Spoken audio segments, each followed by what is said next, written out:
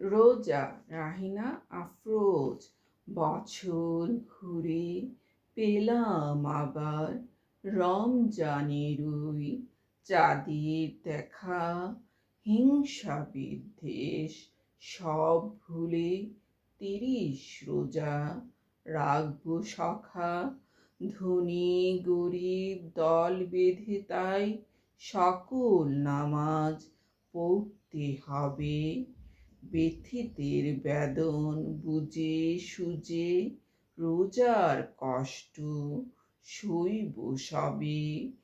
জিহ্বার লালসা সামলে তবেই সেহরি আর ইফতারেতে খাবে। জাকাত ফেতরা দিবে যখন কমবে পাপের বোঝা তখন। জাহান্নাম থেকে রেহাই পেতে কোরআন হাদিস পড়বে কবে।